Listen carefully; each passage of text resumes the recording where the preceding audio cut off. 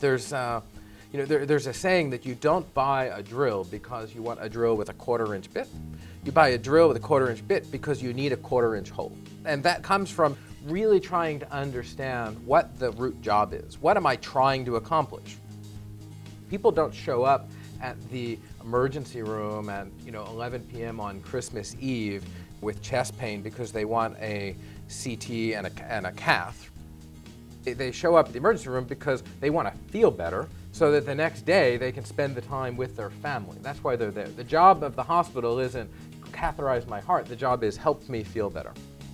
So from a leadership perspective, as it applies to strategy, if a leader can help the people that are on their team be empowered and remove obstacles so that they can apply what they've learned, both professionally and academically, I think wonderful things happen. You start to generate insight that you wouldn't have otherwise. And really, I think the root of a good strategy comes from privileged insight. As you generate insight as to why things are the way they are, that tells you what you can do about them. It gives you some perspective as to what the future might be and allows you to work back from that. But it all starts from the team that you have.